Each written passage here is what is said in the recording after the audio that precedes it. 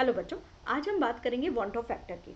Want of factor वो property है जो कि हमें ये बताती है कि कोई भी सॉल्यूशन में जाकर सॉल्वेंट में जाकर कितना डिसोसिएट होता है, कितना एसोसिएट होता है। ठीक है। और कॉलिगेटिव प्रॉपर्टीज हम जानते हैं कि किस पे डिपेंड करती है, नंबर ऑफ मॉलिक्यूल्स पे डिपेंड करती हैं। तो इसीलिए आई का जानना बहुत ज़रूरी है। आई हमें ये बताता है कि एसोसिएशन मतलब कि कितना एसोसिएशन हुआ है जब हमने सॉल्यूट को सॉल्वेंट में डाला है। तो आई का जो रेशो होता है वो होता है total number of molecules after dissociation और एसोसिएशन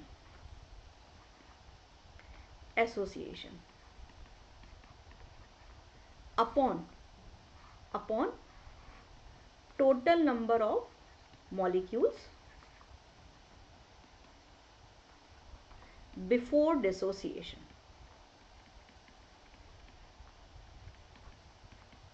और एसोसिएशन।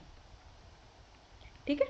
यानी कि आई की वैल्यू उस जो है आई हमें ये बताता है कि किसी सॉल्यूट को हम सॉल्वेंट में डालेंगे तो कितना उस सॉल्यूट में डिसोसिएशन हुआ है, यानी कि कितने आयंस में वो डिवाइड हुआ है या कितने परसेंट, कितने मॉलिक्यूल जनरेट हुआ है। अब ये मॉलिक्यूल्स कॉलिगेटिव प्रॉपर्टीज को जो है इफेक्ट करते हैं, इसलिए आई फैक्टर का जानना हमारे लिए बहुत ज़रूरी है। अब आई जो है, इसके अलावा एक और इसका फॉर्मूला होता है M molecular mass of theoretical value upon M observed value, है ना। कितनी हमने थ्योरेटिकली कैलकुलेट करी है या कितनी हमने जो है ऑब्जर्व, कितना हमें प्रैक्टिकली रिसीव हुई है। ठीक है। इसके अलावा vapour density theoretical upon vapour density observe, ये इसके 2-3 फॉर्मूले होते हैं। ठीक है। अब हम जो है आई को कैसे कैलकुलेट करते हैं in the case of dissociation. Mainly पहले हम डिसोसिएशन की बात कर लेते हैं। डिसोसिएशन में यहाँ पर जो डिसोसिएशन है उसमें सब जो केस 1 है ना, केस 1 डिसोसिएशन है। इसमें जो फॉर्मूला होता है आई का, I is equals to N minus I is equals to 1 plus N minus 1 into alpha. इसमें 1 लिख देती हूँ मैं, 1 ऐड नहीं हुआ। I is equals to 1 plus N minus 1 into alpha. ठीक है। अब अल्फा जो है वो हमें ये बताता है कि कितने परसेंट एसोसिएशन या कितना परसेंट डिसोसिएशन हुआ है। ठीक है। यहाँ पर अल्फा हमें बताता है डिसोसिएशन फैक्टर है, ये आप ये मान लीजिए। ठीक है। अब यहाँ पर जो है, अगर डिसोसिएशन के केस में भी हम जो है ये देख लेते हैं कि कैटेगरी कौन सी है। पहला है अगर आपका स्ट्रॉन्ग इलेक्ट्रोलाइट। ठीक है। अगर आपका स्ट्रॉन्ग इलेक्ट्रोलाइट है तो स्ट्रॉन्ग इलेक्ट्रोलाइट के केस में जो आयन है, यानी कि जो अल्फा है, अल्फा की वैल्यू कितनी हो जाती है, 1 हो जाती है हमारी। इसके लिए अल्फा की वैल्यू हो जाती है 1। और जैसे अगर आप अल्फा की वैल्यू 1 करोगे तो I is equals to 1 plus N minus 1, है ना। तो यहाँ पर जो है ये 1 आ जाएगा, तो ये आई इज इक्वल्स टू की वैल्यू आ जाती है एन। यानी कि जो आई होगी वो एन पे डिपेंड करेगी, यानी कि कितने नंबर ऑफ आयंस वो जनरेट कर रहा है। एन मतलब number of ions. For example इसको देखिए, स्ट्रॉन्ग इलेक्ट्रोलाइट जो है उसका एग्जाम्पल बहुत अच्छा, जैसे सारे जो स्ट्रॉन्ग एसिड्स हैं HCl, H2SO4, HNO3, है ना, इस तरीके से। अगर बेस में देखें तो NaOH, KOH, कैल्शियम हाइड्रोक्साइड, है ना, कैल्शियम हाइड्रोक्साइड, इस तरीके से है। और इसके अलावा जितने भी सॉल्ट्स हैं वो सारे स्ट्रॉन्ग इलेक्ट्रोलाइट होते हैं। तो अगर मैं बात करूं कि जैसे H2SO4 है, H2SO4 में अगर आप देखोगे ना बेटा, तो H2SO4 में कितने नंबर ऑफ आयन जनरेट हो रहे हैं, 2H प्लस आयन और एक SO4 आयन, है ना। तो यानी कि टोटल 3 आयन जनरेट हो रहे हैं। तो यहाँ पर जो N की वैल्यू है, यहाँ पर N की वैल्यू कितनी हो जाएगी, H2SO4 के केस में 3 हो जाएगी। ठीक है। ये हो गया आपका स्ट्रॉन्ग इलेक्ट्रोलाइट का केस हो गया। अब यहाँ पर एक और जो दूसरा केस है वो है वीक इलेक्ट्रोलाइट का। वीक इलेक्ट्रोलाइट के सबसे पहले जैसे मैं एग्जांपल देख लूँ तो वीक इलेक्ट्रोलाइट के एग्जांपल हैं जैसे आपका HCN। इसको मैं दूसरे पेन से लिखती हूँ तो आपको बहुत अच्छे से इसको समझ में आएगा। जैसे इसका एग्जांपल है HCN, है ना। आपका अमोनिया बेसिस में अगर आप देखें NH4OH, ये इसका एग्जांपल है। CH3COH, एसिटिक एसिड आपका इसका बहुत अच्छा एग्जांपल है। ठीक है। अब यहाँ पर जो है आपका फॉर्मूला हमको डिसोसिएशन के केस में सेम ही लगाना है, ये ध्यान रखना, ये डिसोसिएशन का ही केस है ना। अब यहाँ पर वो हमको बताएगा कि कितना परसेंट डिसोसिएट हुआ है।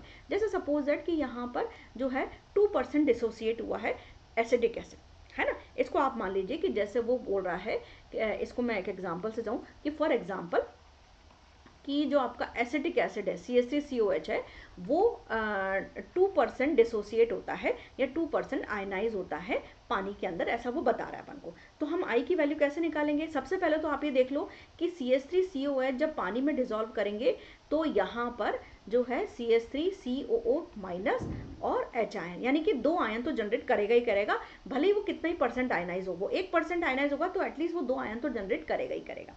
ठीक है, तो यहाँ पर n की वैल्यू तो कितनी हो गई? 2 हो गई। तो I इज इक्वल टू कितना हो गया? 1 प्लस 2 माइनस 1, और कितना परसेंट आयनाइज हो रहा है? 2%, तो 2/100% है तो उसको अपन को 100 से डिवाइड करना पड़ेगा। तो 1 और प्लस, तो यहाँ पर कितना हो गया बेटा? ये 1 इंटू 2/100, यानी कि ये हो गया 0.02, तो ये हो गया 1.02। ये इसका जो है आप इसके लिए I की वैल्यू आ गई, समझ में आ गई। तो इस तरीके से आप जो है डिसोसिएशन केस में स्ट्रॉन्ग इलेक्ट्रोलाइट और वीक इलेक्ट्रोलाइट को केस को सॉल्व कर सकते हैं। अब यहाँ पर जो है दूसरी बात हम करेंगे नॉन इलेक्ट्रोलाइट की। केस जो सेकंड है वो है नॉन इलेक्ट्रोलाइट, है ना, नॉन इलेक्ट्रोलाइट के लिए, है ना।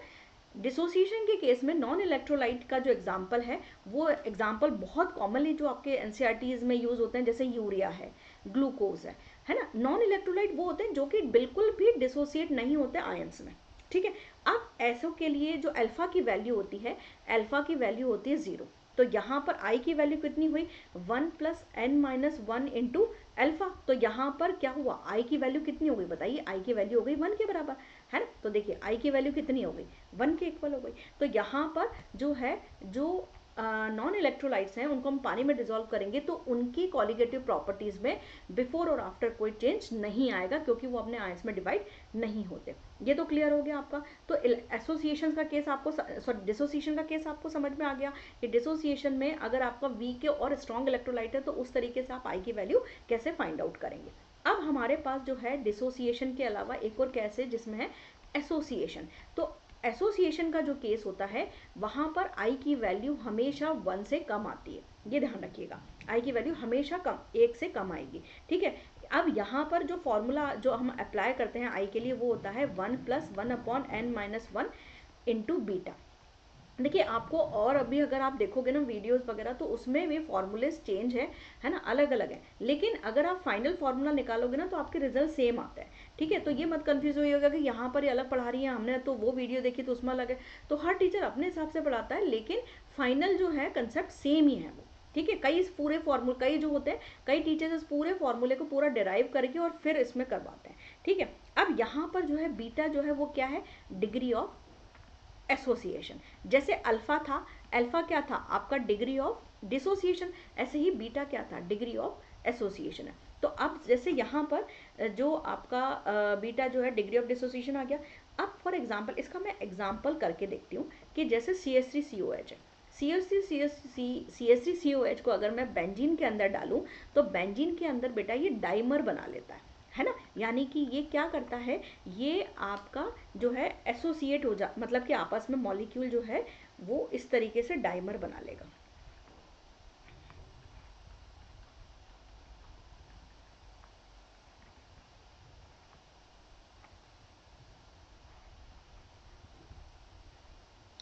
इसी को उधर करते हैं तो थोड़ा सा सही रहेगा।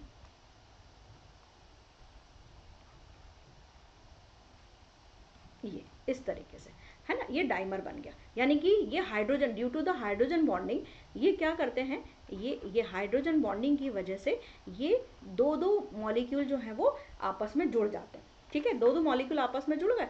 अब यहाँ पर क्या हुआ कि ये डाइमर बना।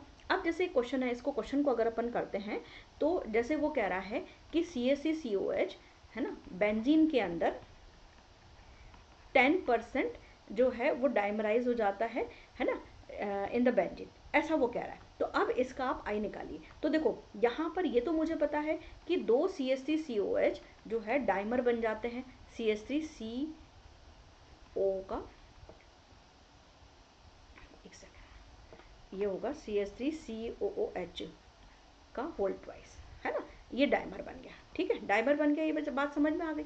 अब यहाँ पर क्या हुआ है कि जैसे ये डाइमर बना है और मैंने कहा है कि 10% ये बेंजीन के अंदर डाइमर बना है, तो देखो वैल्यूज रखो आप, है ना, इसकी वैल्यूज रखोगे तो आई इज इक्वल टू, अच्छा 2 मॉलिक्यूल्स हैं तो एन की वैल्यू कितनी हो जाएगी, 2 हो जाएगी, तो 1 प्लस 1/2 माइनस 1, और ये कितना हो गया, ये 10% है तो 10/100, है ना, परसेंटेज है तो परसेंटेज को आपको कन्वर्ट करने के लिए 100 से डिवाइड करना ही पड़ेगा। तो जब आप इसको सॉल्व करोगे ना फाइनली, तो ये आएगा 0.95, ठीक है। तो इसका मतलब ये है कि यहाँ पर जो आपका आई है वो 1 से कम आया है। देखिए तो मैंने आपको ये बता दिया था कि जो एसोसिएशन है उसमें आई की वैल्यू हमेशा कम आती है, 1 से कम आती है। और जो आपका एसोसिएशन वाला केस है उसमें एक चीज़ और ध्यान रखिए कि एसोसिएशन के केस में एम थ्योरेटिकल जो होगा वो कम होगा एम ऑब्जर्व से, मतलब कि मॉलिक्यूलर वेट जो आएगा वो थ्योरेटिकल कम होगा ऑब्जर्व से। इसके अलावा जो वेपर डेंसिटी है वो थ्योरेटिकल कम आएगी as compare to vapour density observe से, ठीक है। तो यहाँ पर आई होप आपको लेक्चर समझ में आया होगा। कोई भी डाउट है कमेंट सेक्शन में पूछिए, otherwise like share and subscribe. Thank you.